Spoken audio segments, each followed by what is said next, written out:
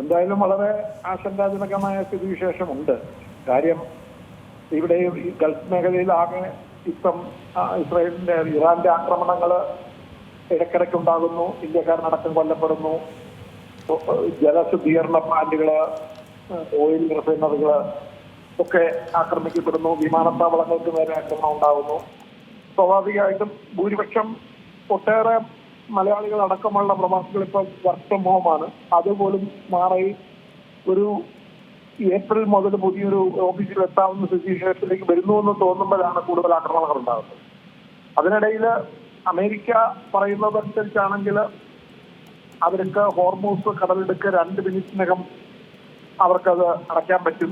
എന്തായാലും പ്രധാനപ്പെട്ട ടാർഗറ്റുകളൊക്കെ അമേരിക്ക തകർത്തു കഴിഞ്ഞു. ഇറാന്റേത്. ഇറാന്റെ ഇന്നലെ ഒരു ഏറ്റവും വലിയ ദിവസമായിരുന്നുവെന്നാണ് അമേരിക്കൻ പ്രസിഡന്റ് അദ്ദേഹത്തിന്റെ എയർഫോഴ്സ് 1 വിമാനത്തില് പത്രക്കാരോട് പറഞ്ഞത്. അപ്പോൾ ചർച്ചകൾ നടക്കുന്നു എന്നൊക്കെ അദ്ദേഹം ഒരു ഡീല് ഉണ്ടായേക്കും എന്നും, ഏതായാലും ഇറാനിലെ ഒരു ഭരണമാറ്റം ഏതാണ്ട് ഉറപ്പായി കഴിഞ്ഞു, അത് നേടിക്കഴിഞ്ഞു എന്ന് വരെയാണ് അദ്ദേഹം പറയുന്നത്.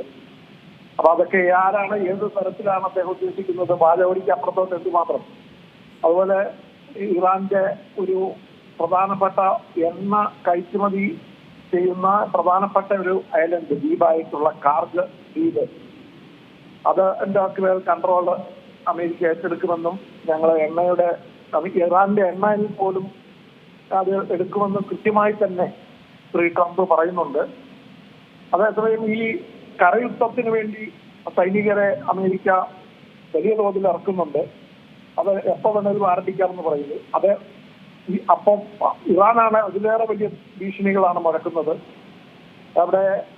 അവിടെയുള്ള കടൽ ത്രാവുകൾക്ക് അമേരിക്കൻ സൈനികരെ തിന്നാൻ അവസരം കൊടുക്കും എന്നിവരെയാണ് പറയുന്നത്. അപ്പൊ ഈ നിലയിലെല്ലാം വലിയ തോതിലുള്ള ഒരു പ്രശ്നം അവിടെ ഉണ്ട്. എന്തായാലും സൗദി അറേബ്യയിലും മറ്റ് ഗൾഫ് രാജ്യങ്ങളിലുമൊക്കെ ഇറാൻ ഇടയ്ക്കിടയ്ക്ക് ആക്രമണങ്ങൾ നടത്തുന്നത് വലിയ തോതിലുള്ള പ്രശ്നങ്ങൾ ഉണ്ടാക്കുന്നുണ്ട്. അപ്പോ ഒരു പല ഇതും ഇന്റർസെപ്റ്റ് ചെയ്ത് തകർക്കാൻ കഴിയുന്നുണ്ടെങ്കിലും അവിടെ എവിടെയെങ്കിലും ചെറുതായെങ്കിലും ഈ ഇറാന്റെ മിസൈലുകളും ഇറാന്റെ ഡ്രോണുകളും അത് പതിക്കുന്നു എന്നത് വലിയൊരു പ്രശ്നം ഉണ്ടാക്കുന്നുണ്ട്. അതിനിടയിലാണ് ലെബനീസില് ഇസ്രായേലിന്റെ ആക്രമണം ശക്തിപ്പെടുത്തിയിട്ടുണ്ട്. അപ്പൊ അതേ ഈ ദക്ഷിണ ലെബനനില് അവിടെ അവരുടെ സെക്യൂരിറ്റി ബഫർ സോൺ വലുതാക്കാനും അവിടെ കൃത്യമായ ആക്രമണം നടന്നു. അവിടെ ഒരു ഗാസ മാതൃകയിലുള്ള ഒരു കടന്നാക്രമണവും ഒരു കടന്നുകയറ്റവും നടത്താനാണ് ഇസ്രായേൽ പദ്ധതി ഇട്ടിരിക്കുന്നത്. അപ്പൊ അവിടെയെല്ലാം ദക്ഷിണ ലെബനനിലെ ഈ ഇസ്രായേലിന്റെ കടന്നാക്രമണങ്ങൾ ഒരു വഴിക്കൂടെ വഷളാകും. അതെല്ലാം പ്രശ്നങ്ങൾ ആ മേഖലയിൽ ആകെ ഉണ്ടാകുന്ന പ്രശ്നങ്ങൾ നമ്മുടെ രാജ്യത്ത് തന്നെ വലിയ പ്രതിസന്ധി ഉണ്ടാക്കുകയാണ്. നമുക്കിനി ഒത്തിരി നാളത്തേക്കുള്ള എണ്ണ ശേഖരമില്ല. കരുതൽ ശേഖരം നമുക്കറിയാവുന്നതുപോലെ ആകെ 15 ദിവസത്തേക്കാണ് ഉണ്ടായിരുന്നത്. അതിപ്പോൾ ഏതാണ്ട് 5 ദിവസങ്ങൾ കഴിഞ്ഞിരിക്കുന്നു. ഇനി ഒരു 10 ദിവസത്തിൽ കൂടുതൽ കരുതൽ ശേഖരം ഉണ്ടാകാൻ ഇടയില്ല. ചിലപ്പോൾ അത് ഒരാഴ്ച കൂടുതൽ ഉണ്ടാവില്ല. അപ്പോ എണ്ണ ഇറക്കുമതി ഒരു വലിയ പ്രതിസന്ധിയാണ്. എണ്ണയുടെ ഡോളറിന്റെ വില കൂടുന്തോറും എണ്ണയുടെ വില ഭാരതത്തിന് കൂടുന്തോറും ഡോളറിന്റെ വില ശക്തിപ്പെടുന്നു. അതനുസരിച്ച് ഇന്ത്യയുടെ രൂപയുടെ മൂല്യം ഗണ്യമായി ഇടിയുന്നു. അപ്പൊ ഇന്ത്യയുടെ ഇറക്കുമതി ചെലവുകൾ പലതരത്തിൽ അത് ബാധിക്കുകയാണ്. എല്ലാം പ്രശ്നങ്ങൾ വഷളാകുന്നു എന്നതാണ് കൂടുതൽ പ്രശ്നം. ഈ പാകിസ്ഥാൻ ഇതിൽ ഇടപെട്ടുകൊണ്ട് ഒരു സമവായത്തിലേക്ക് കാര്യങ്ങൾ പോകാൻ സാധ്യതയുണ്ടോ? ചർച്ച നടത്തും എന്നൊക്കെ കഴിഞ്ഞ ദിവസം ഇസ്ലാമാബാദിൽ അതിന്റെ യോഗമൊക്കെ ചേർന്നു എന്നുള്ളതാണ് വിവരം. അതിനിടയിൽ പക്ഷേ ഈ അമേരിക്കയുടെ ഭാഗത്തു നിന്ന് മാത്രമേ ഇത്തരത്തിലുള്ള ഒരു ചർച്ചയിലേക്ക് പോകുന്നു, അല്ലെങ്കിൽ ഈ 15 പട്ടികയൊക്കെ നൽകിയിരുന്നല്ലോ, അത് പലതും അംഗീകരിച്ചിട്ടുണ്ട് ഇറാൻ എന്നൊക്കെയാണ് അമേരിക്കയുടെ ഒരു അവകാശവാദം. അതിൽ പക്ഷേ ഇറാന്റെ ഭാഗത്തു നിന്നൊരു പ്രതികരണം ഉണ്ടായിട്ടില്ല അല്ലേ? ഇറാൻ അതൊന്നും അംഗീകരിച്ചിട്ടില്ല. ഇറാൻ പകരം ഒരു 5 ഇന പട്ടിക വെച്ചിരിക്കുന്നതനുസരിച്ച് പൂർണ്ണമായി വീഴണം, ഇനി ആക്രമിക്കില്ല എന്നൊക്കെ പറഞ്ഞ് ഇറാൻ ഒരു ബദൽ 5 ഇന പട്ടിക കൊടുത്തിട്ടുണ്ട്. പക്ഷെ ഇതൊന്നും വിജയിക്കുന്നില്ല. ചർച്ച പാകിസ്ഥാനില് ഈ സൗഹൃദ രാഷ്ട്രങ്ങളായിട്ടുള്ള ഒമാനും ഒക്കെ ചേർന്ന ഒരു ചർച്ച പാകിസ്ഥാനിൽ നിന്ന് നടക്കും. ആ ചർച്ചയിൽ ഇവർക്ക് എന്തുമാത്രം സ്വാധീനം ചെലുത്താൻ കഴിയും അമേരിക്കയുടെ മേലോ ഇറാന്റെ മേലോ എന്നതാണ് പ്രശ്നം.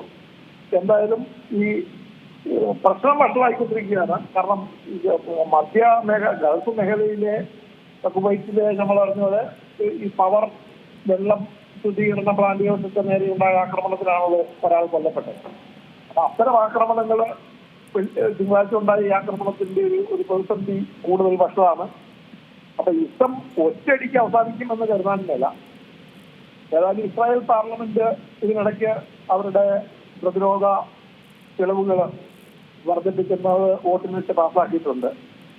55-നെതിരെ 62 വോട്ടുകൾക്ക് ഈ ഇസ്രായേലിന്റെ യുദ്ധത്തിന് വേണ്ടിയുള്ള തയ്യാറെടുപ്പിനെ പാർലമെന്റ് അംഗീകരിച്ചിട്ടുണ്ട്. ഈ നിലയിലെല്ലാം കാര്യങ്ങൾ പറഞ്ഞതോടുക അത് വഷളാവുകയാണ്. എങ്ങനെയെങ്കിലും ഒരു യുദ്ധം പരിഹാരം ഉണ്ടാവുകയോ സമാധാനത്തിലേക്ക് പോവുകയോ ചെയ്തില്ലെങ്കിൽ ഇന്ത്യ അടക്കമുള്ള ഈ മേഖലയിലെ രാജ്യങ്ങൾക്ക് വലിയ തോതിലുള്ള പ്രതിസന്ധി മുന്നിലുണ്ടാകും എന്ന കാര്യത്തിൽ മനസ്സിൽ ഇപ്പൊ തന്നെ പ്രതിസന്ധികൾ വഷളാണ്. രൂപയുടെ മൂല്യം തകർച്ച, വിലക്കയറ്റം, പെട്രോളിന്റെ ക്ഷാമം, LPG ക്ഷാമം, ഇതെല്ലാം പ്രതിസന്ധിയാണ്. ഏറ്റവും പുതിയ വാർത്തകളും വിശേഷങ്ങളും വിരൽത്തുമ്പിലറിയാൻ സീ മലയാളം ന്യൂസ് എല്ലാ ഡിജിറ്റൽ പ്ലാറ്റ്ഫോമുകളിലും ലഭ്യം.